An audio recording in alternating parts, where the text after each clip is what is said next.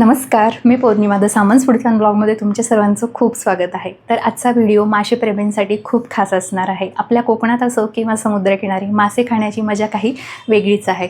पण जेव्हा हेच मासे इटालियन पिझ्झा बेसवरती भरपूर चीज, भरपूर लसूण आणि बटरसोबत येतात, ह्याची चव जी आहे ती शब्दात सांगणं अगदी कठीणच आहे. माशांचा तो फ्रेशनेसपणा व पिझ्झाचा तो क्रंचीनेस, जेव्हा हे कॉम्बिनेशन एकत्र येतं तेव्हा हे तुम्हाला जरा ऐकायला नवीन वाटेल, पण जेव्हा तुम्ही हे ट्राय कराल तर नक्कीच तुम्ही ह्याच्या प्रेमात पडाल. इतका टेस्टी आणि इनक्रेडिबल हा जो पिझ्झा आहे तो लागतो. तर रेसिपी शिकायची आहे तर व्हिडिओ स्किप न करता शेवटपर्यंत नक्की बघा. आणि हो, चॅनलवर जर नवीन असाल तर चॅनलला नक्की सबस्क्राईब करा, म्हणजे असेच टेस्टी आणि नवनवीन रेसिपीज तुम्हाला बघायला मिळतील. तर चला पटकन आपण रेसिपीला सुरुवात करूया. सर्वप्रथम आपण इथे पिझ्झाचा बेस जो आहे तो तयार करून घेणार आहोत. तर त्यासाठी इथे मी अर्धा कप एवढं गरम पाणी घेतलेलं आहे. तर आता साधारण आपल्या बोटाला सहन होईल इतपतच हे जे गरम पाणी आहे ते आपल्याला इथे घ्यायचं आहे. एकदमच कोमट किंवा एकदम थंड पाणी नको आहे. तर आता यामध्ये आपल्याला 1 चमचा एवढी साखर घालायची आहे. आता इथे मी होल साखरेचा वापर केलेला आहे. जर तुम्हाला पिठी साखर वापरायची असेल तर ती वापरली तरी चालणार आहे. आता ही जी साखर आहे ती आपल्याला पाण्यामध्ये व्यवस्थित अशी विरघळेपर्यंत मिक्स करून घ्यायची आहे. तर हे बघा, आपली इथे साखर जी आहे ती व्यवस्थित छान मिक्स झालेली आहे, विरघळलेली आहे. आता यामध्ये इथे मी 2 चमचे एवढं इन्स्टंट ड्राय ईस्ट जे आहे ते घातलेलं आहे व त्याचप्रमाणे अर्धा चमचा इथे मैदा घातलेला आहे. आता या सर्व गोष्टी आपल्याला पाण्यामध्ये व्यवस्थित मिक्स करून घ्यायच्या आहेत. मैद्याच्या ज्या गुठळ्या झालेल्या आहेत त्या पाण्यामध्ये व्यवस्थित मोडून घ्यायचे आहेत. तर इथे तुम्ही बघू शकता व्यवस्थित आपलं ईस्ट आणि मैदा जो आहे तो पाण्यात छान विरघळला आहे, मिक्स झालेला आहे.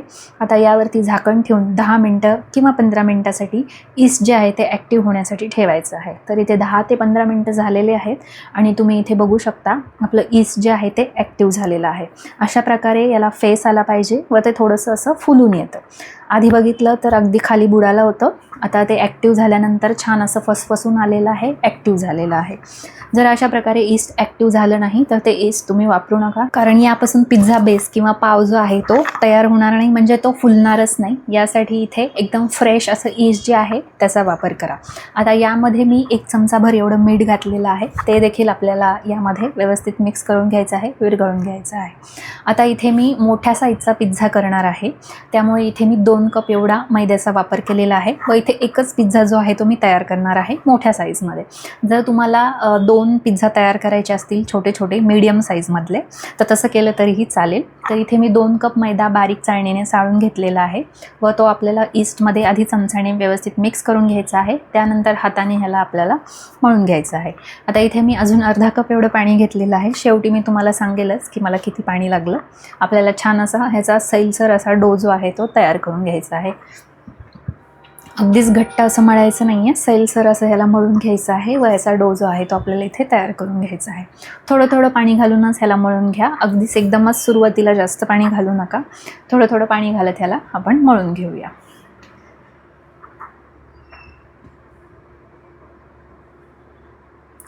तर इथे तुम्ही बघू शकता मी अर्धा कप इथे पाणी जेवढं मी घेतलं होतं तेवढं पूर्ण पाणी मला लागलेलं आहे व वरती अजून मला 1 टेबलस्पून एवढं पाणी मी घेतलेलं आहे.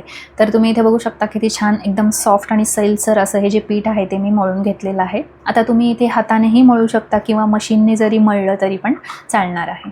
आता ह्याला आपण एखाद्या फ्लॅट सरफेसवरती काढून घेऊया व यावरती आपण 1 ते 1.5 चमचा एवढं तेल घालूया. तेल घातल्यामुळे आपल्या हाताला पीठ जे आहे ते चिटकणार नाही व छान असं आपल्याला ह्याला मळता येईल. तर इथे दोन्ही हातांनी आपल्याला हे जे पीठ आहे ते अशा प्रकारे स्ट्रेच करून मागे पुढे करत मळून घ्यायचं आहे. तुम्ही इथे बघू शकता व्हिडिओत दाखवल्याप्रमाणे हे जे पीठ आहे ते साधारण 1 ते 2 मिनटासाठी आपल्याला व्यवस्थित मळून घ्यायचं आहे.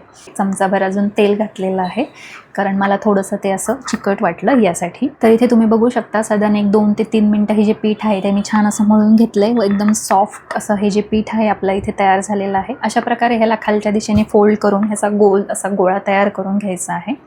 हे बघा अशा प्रकारे. आणि आता हा जो डो आहे तो आपण सेम बाउलमध्ये ठेवून देणार आहोत. तर याला आधी बाउलला तेल लावायचं आहे थोडंसं, म्हणजे जेव्हा आपण हा जो डो काढू तेव्हा तो खाली बाउलला चिटकणार नाही यासाठी.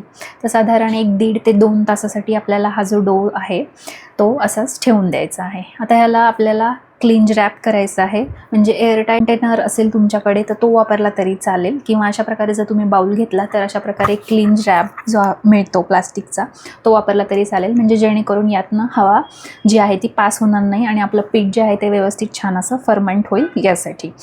किंवा तुमच्याकडे जर एअरटाईट झाकण असेल किंवा नसेल तर तुम्ही एखादी ह्यावरती थाळी ठेवून त्यावरती एखादं ओझण ठेवलं तरी पण चालेल. आता ह्याला आपण 2 तासासाठी फर्मेंटेशनसाठी ठेवून देऊया.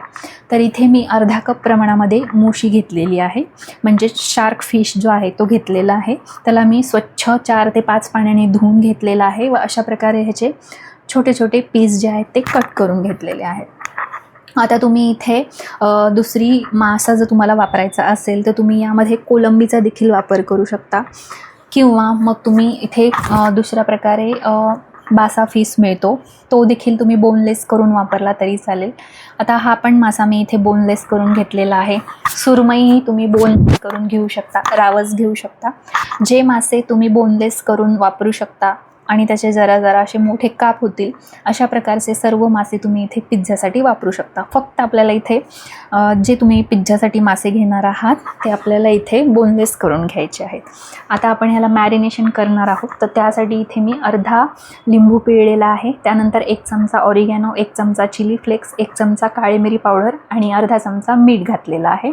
आता ह्याला आपल्याला असंच मॅरिनेशन होण्यासाठी ठेवून द्यायचं आहे. तर इथे 2 तास झालेले आहेत आणि आपलं तुम्ही इथे बघू शकता पीठ छान असं फर्मंट झालेलं आहे, फुगून ते डबल झालेलं आहे. पहिल्यांदा बघितलं तर अगदी तळाला होतं, आता ते फुगून डबल असं पीठ झालेलं आहे. तर अशा प्रकारे हाताने यातली हवा काढून घ्यायची आहे. तुम्ही इथे बघू शकता तेल लावल्यामुळे पीठ जे आहे ते अजिबात बाऊलला चिटकलेलं नाही आहे. आता परत एकदा आपण ह्याला साधारण 1-2 ते 3 मिनटासाठी मळून घेऊया. तुम्ही इथे बघू शकता किती छान आपलं पीठ जे आहे ते इथे तयार झालेलं. तर साधारण 1 मिनिटभर हे जे पीठ आहे ते छान मळून घेतलं, एकदम सॉफ्ट असं पीठ झालेलं आहे. आता एखाद्या फ्लॅट सरफेसवरती अशा प्रकारे मैदा जो आहे तो डस्ट करून घ्यायचा आहे. आता यावरती आपण पिझ्झाचा बेस जो आहे तो तयार करून घेऊया.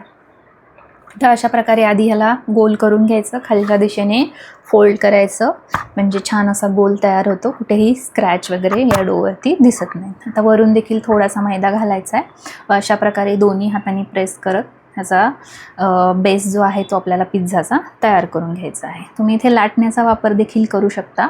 आधी हाताने ह्याला व्यवस्थित असं पसरवून घ्या आणि त्यानंतर मग लाटण्याने लाटून तुम्ही ह्याला प्लेन केलं तरी पण चालेल. आता इथे मी साधारण डॉमिनोजचा कसा जाडसर असा पिझ्झा बेस असतो त्या प्रकारे मी इथे फ्लफी असा पावसारखा बेस जो आहे तो इथे तयार करणार आहे. जर तुम्हाला थिन क्रस्ट बेस हवा असेल तर तुम्ही एकदम पातळ ह्याला लाटलं तरी चालेल, किंवा ह्याचे 2 भाग करून तुम्ही ह्याला एकदम पातळ लाटून थिन क्रस्ट पिझ्झा जो आहे तो तुम्ही इथे तयार करू शकता. तर इथे अशा प्रकारे ह्याला लाटून घेतलं तरी चालेल, म्हणजे काठ देखील ह्याचे जे आहेत ते पातळ होतात. तर आता इथे मी एक नॉनस्टिक बेक पॅन घेतलेला आहे, ट्रे आहे, प्लेट आहे राऊंड आकाराची. तुमच्याकडे नसेल तर तुम्ही साधी प्लेट घेतली व त्यावरती बटर पेपर घातला तरी पण चालणार आहे, पण ती प्लेट जी आहे ती ओव्हन फ्री असायला हवी. ग्लास प्लेट घेतली तरी पण चालेल. आता हा जो पिझ्झा आहे तो आज आपण ओव्हनमध्ये करणार आहोत. जर तुम्हाला कढईमध्ये करायचा असेल तर एक मोठ्या आकाराची कढई घ्या, त्यामध्ये खाली मीठ घाला व त्यावरती स्टँड ठेवा व त्याला साधारण 10 ते 15 मिनटासाठी मीडियम गॅसवरती प्रीहीट करून घ्या. प्रीहीट झाल्यानंतर हा जो बेस आहे आपला पिझ्झा रेडी झाल्यानंतर साधारण 30 ते 35 मिनटासाठी तुम्ही बेक करून घेऊ शकता कढईमध्ये देखील. पण आपण आज ओव्हनमध्ये कसं करायचं आहे ते बघणार आहोत. पण ओव्हनमध्ये करणार नसाल तर अशा प्रकारे कढईमध्ये केला तरी पण चालेल. तर इथे तुम्ही बघू शकता पूर्ण प्लेटभर असा मी हा जो पिझ्झा आहे तो पसरवून घेतलेला आहे आणि साईडने असा राऊंड असा जाडसर असा ठेवलेला आहे. आता याला फोकने आपल्याला अशा प्रकारे होल पाडून घ्यायचे आहेत, म्हणजे आपण जेव्हा बेक करू तेव्हा हा जो ब्रेड आहे, हा जो पिझ्झाचा बेस आहे तो फुगणार नाही, यासाठी आपल्याला याला छान असे होल पाडून घ्यायचे आहेत. तर इथे मी पिझ्झा सॉस घेतलेला आहे. हा होममेड पिझ्झा सॉस आहे, मार्केटमध्ये इझिली अवेलेबल होतो पिझ्झा सॉस, तो जरी वापरला तरी पण चालेल. आता इथे मी साधारण अर्धा कप व वरती 2 टेबलस्पून एवढा पिझ्झा सॉस जो आहे तो वापरलेला आहे व 2 टेबलस्पून यावरती मी चीज जे आहे, चीज क्रीम, चीज मिओनीज जे आहे ते इथे मी घातलेलं आहे. आता याला देखील आपण व्यवस्थित असं पूर्ण पिझ्झावरती पसरवून घेऊया. आता इथे मी टॉपिंगसाठी काही ओनियन आणि कॅप्सिकमचा वापर केलेला आहे. ह्याच्याऐवजी तुम्हाला अजून कुठल्या भाज्या यावरती घालायच्या असतील तर त्या घातल्या तरी पण चालेल. तर अशा प्रकारे इथे कांदा मी मोठ्या आकारात कट करून घेतलेला आहे स्क्वेअर शेपमध्ये. जर तुम्हाला उभ्या अशा लांबसर आकारामध्ये कट करून घ्यायचा असेल तसा गेला तरी पण चालणार आहे. आता यावरती तुम्ही स्वीट कॉर्न देखील घालू शकता, जॅलोपेनो घालू शकता, तुम्हाला आवडेल ते तुम्ही इथे सीझनिंग जे आहे ते पिझ्झ्यावरती करू शकता. फक्त ह्याचं कॉम्बिनेशन फिशसोबत जायला पाहिजे. अशा प्रकारे तुम्ही इथे टॉपिंग्सची जी निवड जी आहे ती तुम्ही करू शकता. तर इथे आपलं फिश देखील छान असं मॅरिनेट झालेलं आहे. आता यामध्ये मी 1 टेबलस्पून पिझ्झा सॉस व 1 टेबलस्पून चीज मिओनीज जे आहे ते घातलेलं आहे. त्याला मिक्स करून घेतलं आहे. माशांना वास येऊ नये यासाठी मासा जो आहे तो स्वच्छ आपल्याला 5 ते 6 पाण्याने धुवून घ्यायचा आहे व याला भरपूर लिंबू व भरपूर लसणाने आपल्याला इथे मॅरिनेशन करून घ्यायचं आहे, म्हणजे जेणेकरून माशाचा जो काही उग्र वास आहे तो येणार नाही. आता मासा शिजत असताना त्याला तो चिवट होऊ नये यासाठी आधी आपल्याला बेसवरती माशाचे पीसेस जे आहेत ते घालायचे आहेत व त्यावरती आपल्याला चीज घालायचं आहे, म्हणजे जेणेकरून डायरेक्ट हीटच्या कॉन्टॅक्टमध्ये मासा जो आहे तो येत नाही व तो चिवट होण्याची शक्यता कमी राहते. तुम्हाला जर ह्याला तंदुरी पिझ्झा करायचा असेल तर ह्याला तुम्ही स्मोक दिला तरी पण चालणार आहे. एकदम बेस्ट आणि टेस्टी फ्लेवर ह्याला येतो. कोळसा गरम करायचा, गरम झाल्यावरती एखाद्या छोट्याशा वाटीमध्ये घ्यायचा, त्यावरती बटर घालायचं आणि पटकन ह्याच्यावरती झाकण ठेवून द्यायचं. 1 मिनिटभरासाठी ठेवायचं. मस्त ह्याला छान असा स्मोक लागतो. तर इथे आपलं मस्त असं पिझ्झा टॉपिंग्स जे आहे ते करून तयार झालेलं आहे. ओनियन, कॅप्सिकम आणि आपला शार्क फिश. आता यावरती मी पिझ्झा चीज जे आहे ते घातलेलं आहे. मोझरेला चीज घातलं तरी पण चालेल.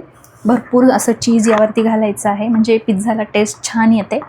आता यावरती 1 चमचा ऑरिगॅनो, 1 चमचा चिली फ्लेक्स घालायचा आहे व ह्याला प्रीहीटेड अवनमध्ये आपल्याला साधारण 180 डिग्रीवरती 25 ते 30 मिनटासाठी बेक करून घ्यायचं आहे.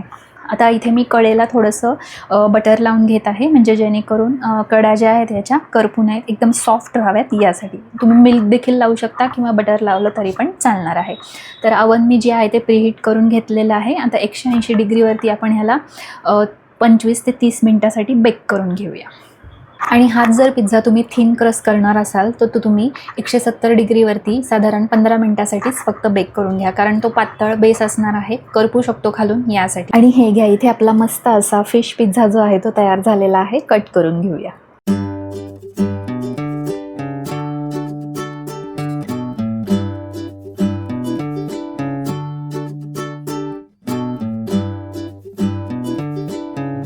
तर अशा प्रकारे आपला टेस्टी सी फूड पिझ्झा जो आहे तो इथे तयार झालेला आहे. आता हा पिझ्झा करताना मासे कोणते निवडावेत व मासे कशा प्रकारे मॅरिनेशन करावे जेणेकरून ह्याचा वास येणार नाही व हे अवनमध्ये शिजत असताना चिवट होऊ नयेत यासाठी काय करावं, या सर्व गोष्टींच्या टिप्स ज्या आहेत त्या या व्हिडिओमध्ये आपण बघितलेल्या आहेत व तसेच सर्व साहित्याची लिस्ट देखील मी डिस्क्रिप्शन बॉक्समध्ये दिलेली आहे, तिथे जाऊन तुम्ही चेक करू शकता.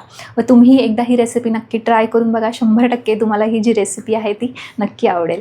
व्हिडिओ कसा वाटला कमेंट करून नक्की कळवा. व्हिडिओ जर आवडला तर व्हिडिओला लाईक करा, शेअर करा आणि चॅनलवर जर नवीन असाल तर चॅनलला सबस्क्राईब करा व शेजारच्या बेल आयकॉनवरती क्लिक करा, म्हणजे असेच नवीन व्हिडिओजचे अपडेट तुमच्यापर्यंत येत राहतील. तर भेटूया नेक्स्ट व्हिडिओमध्ये. तोपर्यंत धन्यवाद.